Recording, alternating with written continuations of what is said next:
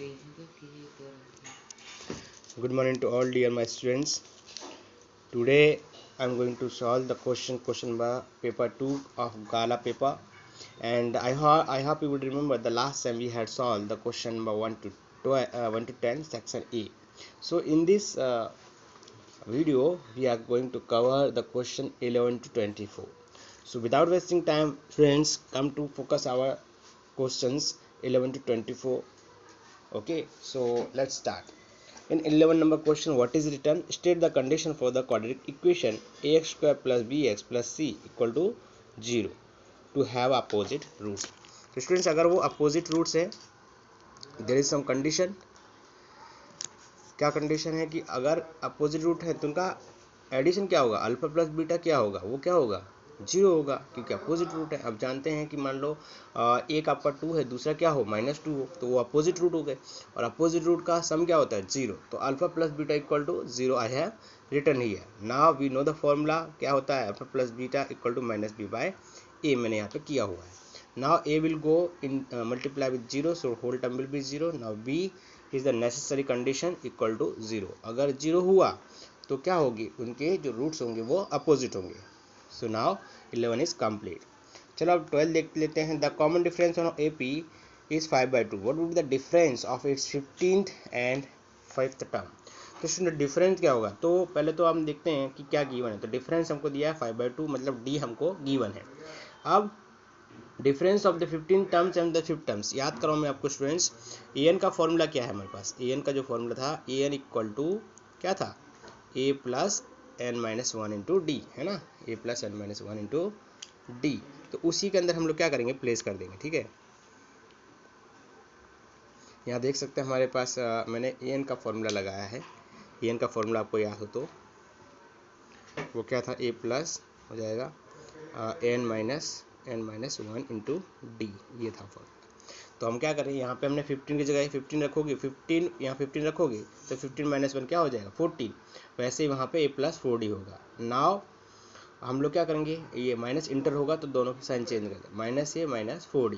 Now देखो ये जो है वो कैंसिल हो गया. 14d - 4d, इसमें d हमने क्या किया? कॉमन निकाल लिया. तो 14 - 4 बचा. 14 - 4 कितना होता है? 10 होता है. नाउ d इंटू 10, d की वैल्यू ऑलरेडी 5/2 है, तो 2 1 ज़ा 2 एंड 2 5 ज़ा 15. Finally your answer is 25.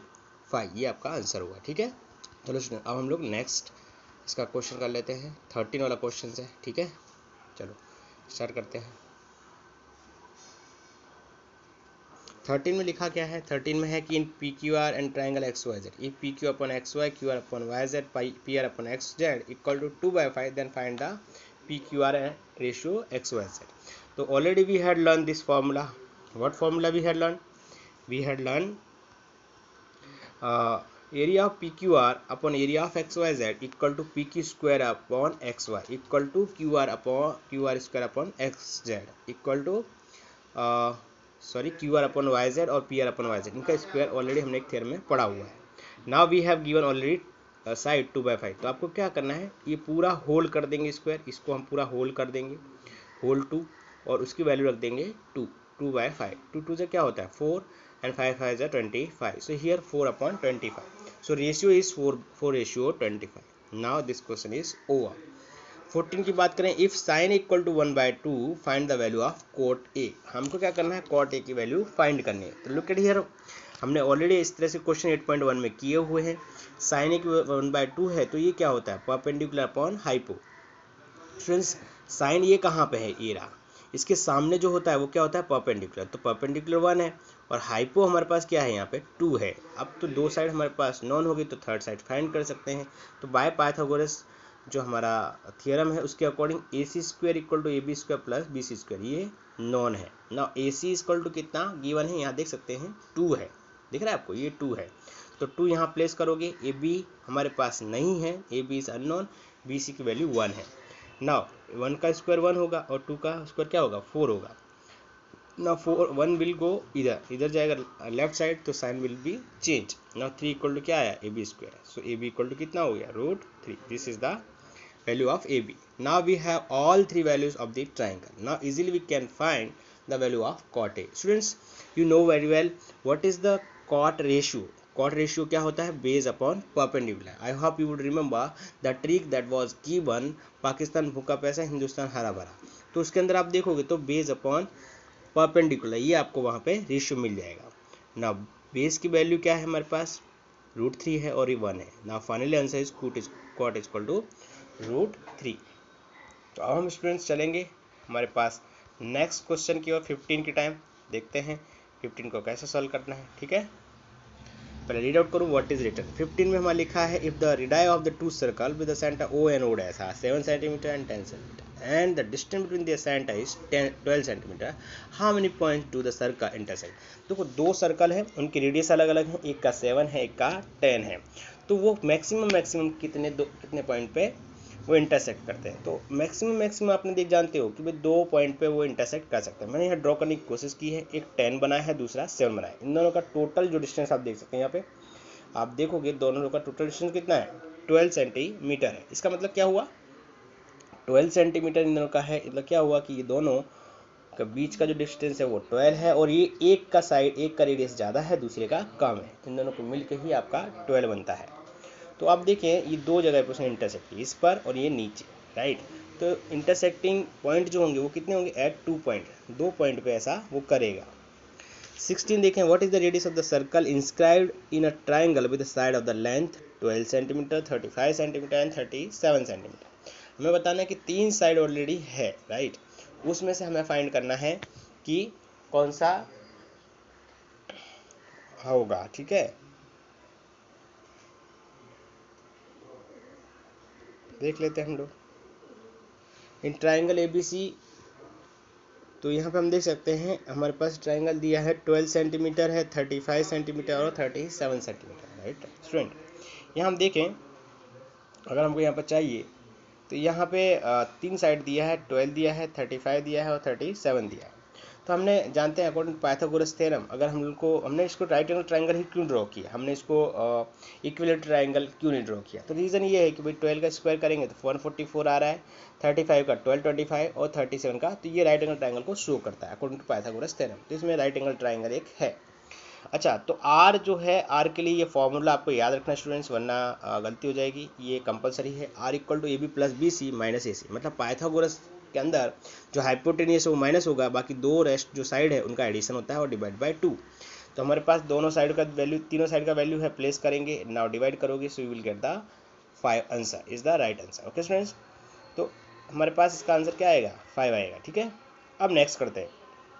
Next में देखें हम लोग 17 नंबर का क्वेश्चन है, उसमें कुछ क्या लिखा है, for given frequency distribution it's median can be found out by the drawing it's. अगर आपको मीडियन फाइंड करना है, ठीक है, किसी का भी मीडियन फाइंड करना है तो वो आप कैसे कर सकते हो। ऑप्शन है frequency polygon, frequency curve, column curve, ogive. तो ओजाइव से करते हैं स्टूडेंट्स। ये रहा देखो, ये हमारे पास एक जो ये वाला जो लाइन है आप देख सकते हैं यहाँ पे, ये जो है वो लेस देन टाइप का है और ये क्या है, ये मोर देन टाइप का है। तो इनका जो मीडियन निकलना है, बीच में जो निकलेगा, ये जो निकलेगा वही क्या होगा, इसका मीडियन। तो क्या हमने यूज़ किया, ऑप्शन नंबर डी, ओजाइव इसका फाइनल आंसर है, ठीक है। चलो 18 देख लेते हैं, मैंने यहाँ पे लिखा नहीं है इसके अंदर, तो यहाँ पे ओजाइव होगा, ध्यान से देख लीजिए, ओजाइव हमारा आंसर होगा, क्या होगा, ओजाइव। 18 की बात करते हैं। 18 में क्या लिखा है, it is not possible that the probability of an event is, इनमें से कौन सी प्रोबेबिलिटी नहीं हो सकती। ऑलरेडी हमारे पास ऑप्शन दिए हुए थे, 4/5 दिया था, राइट, उसके बाद 5/4 दिया था, 2/3 दिया है, 3/4। तो इसमें से कौन सा नहीं हो सकता। तो स्टूडेंट्स पहले कुछ चीज़ें हमें क्लियर करनी है कि ऑलवेज द जो पॉसिबिलिटीज़ है वो 0 to 1 लाइज करती है। 0 होगी या तो 0 के बराबर या 0 से बड़ी, और 1 के बराबर होगी या 1 से कम, तो ये उसकी पॉसिबिलिटी होती है। तो स्टूडेंट्स देखते हैं कि किसके अंदर ये हो सकता है ना। तो 4/5 4/5 जो आंसर आएगा 0.8 आएगा। 5/4 बी ऑप्शन जो है उसका 1 पॉइंट के ऊपर चला जाता है। सी जो है वो क्या करता है कि 0.66 के आसपास जाता है, और 4 जो है वो 3/4 रहता है। मतलब ये भी क्या है, हमारे 1 से नीचे है। तो किसका पॉसिबल नहीं है, तो स्टूडेंट देखो 5/4 है, एक से ज़्यादा हो जाता है इसका वैल्यू, तो ये पॉसिबल नहीं है। बाकी 3 जो वैल्यू है वो डेफिनेटली हो सकती है, I mean any one of them. Now 20 का क्या है देखते हैं। 20 in the given figure area of the segment PAQ is equal to dash centimetre square. देखते हैं क्या है। ये हमारे पास है सर्कल, राइट। सर्कल दिया हुआ है तो सर्कल में ये क्या है, सेंटर है। सेंटर में ये देखो राइट एंगल ट्राइंगल फॉर्म करता है। तो हमने ऑलरेडी पढ़ा हुआ है स्टूडेंट्स कि अगर हमारे राइट एंगल फॉर्म करता है तो उसके लिए माइनस सेक्टर के लिए फॉर्मूला क्या है, वो है पाई स्क्वायर थीटा बाय 360। और एरिया ऑफ ट्राइंगल अगर वो राइट एंगल ट्राइंगल है उसके लिए क्या, हाफ बेस इंटू एल्टीट्यूड। लेकिन मुझे क्या चाहिए, मुझे चाहिए PAQ segment. Student PAQ segment चाहने के लिए आपको क्या करना पड़ेगा, कौन सा हिस्सा लाना है, देखो मैं आपको बताऊं तो आपको आइडिया है। आपको कौन सा हिस्सा फाइंड करना है, ये वाला हिस्सा फाइंड करना है, ये वाला, ये जो हिस्सा है वो फाइंड करना है, ठीक है। सिर्फ ये हिस्सा फाइंड करने के लिए क्या करना पड़ेगा कि आपको POQ का पूरा एरिया है उसमें से ट्राइंगल को माइनस करोगे तो आएगा। तो I have written area of PAQ segment equal to area of minus segment minus area of triangle. तो पाई आर स्क्वायर थीटा ये फॉर्मूला है और ये क्या होगा 1/2 BH। अब देखो स्टूडेंट्स, इसमें पाई वैसे का वैसा है, थीटा हमारे पास 90 है तो मैंने प्लेस किया है और सिंप्लीफाई किया तो क्या आ रहा है 9 4 जा 36। तो 9 कट जा रहा है, 0 पे कट जा रहा है, तो पाई स्क्वायर बाय 4 बचा है, यहाँ पे ए स्क्वायर बाय 2 बचा है। अब क्या है, जो भी चीज़ है वो कॉमन ले लोगे आप। तो ए स्क्वायर इसमें क्या है, कॉमन ले लिया मैंने, यहाँ पे इसको सिंप्लीफाई करोगे तो ये आएगा a square by 4 minus pi by 2। तो स्टूडेंट्स यहाँ से इस तरह से हम 20 नंबर का क्वेश्चन ईजिली सॉल्व कर सकते हैं। अब हम लोग नेक्स्ट आगे बढ़ते हैं 21 के लिए, वो कैसे करेंगे। 90 नंबर का क्वेश्चन छूट गया था तो हमने यहाँ पे किया हुआ है, देखते हैं कैसे करना है। √1 प्लस साइन थीटा है √1 माइनस साइन थीटा। तो 1 माइनस साइन थीटा का आपने पता है रेशनलाइज करते थे हम लोग। रेशनलाइज में क्या करते हैं, नीचे वाला जो डिनोमीटर होता था उसका ही रेशनलाइज फैक्टर कर देता था।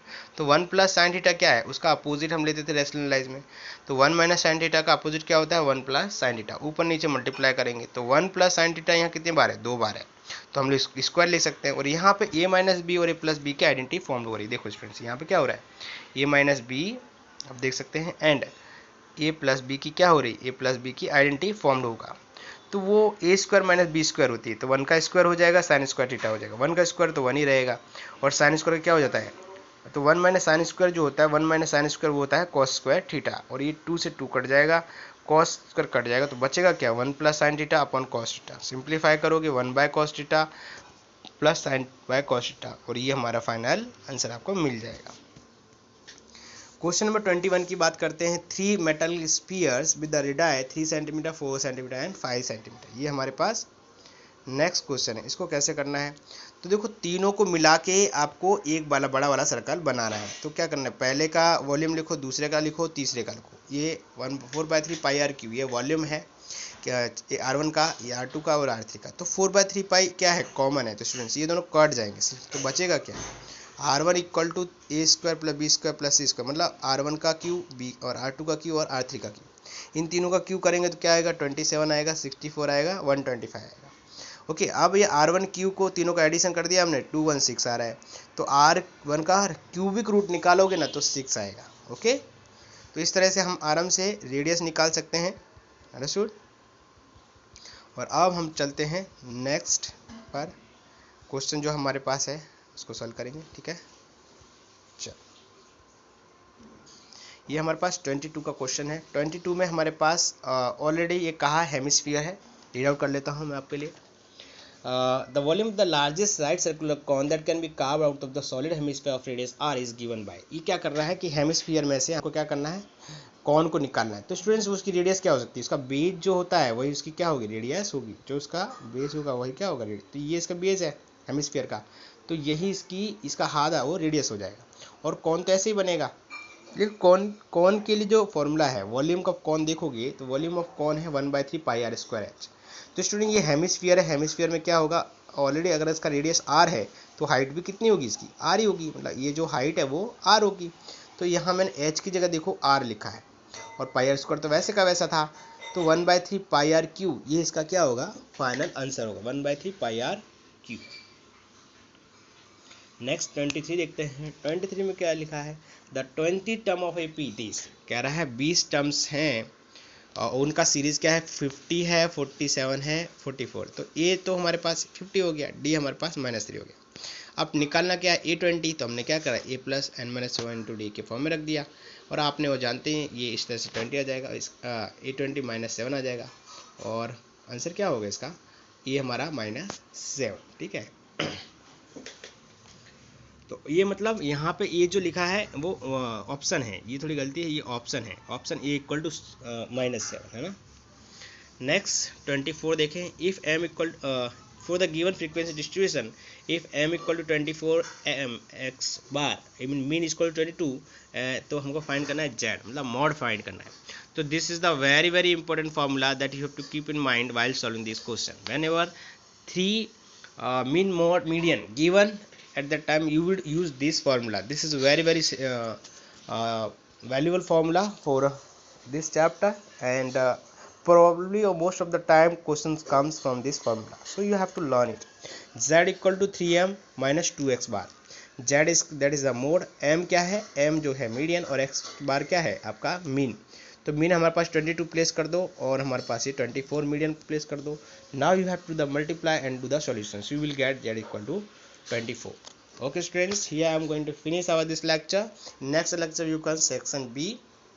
Till that time, be remember one thing, subscribe and yeah, like it, or if you have any kind of comment, definitely you will put, because it enhance the teachers qualities as well as they can make some feedback from your side. So guys, now I'm going to complete this lecture. Thank you, bye bye.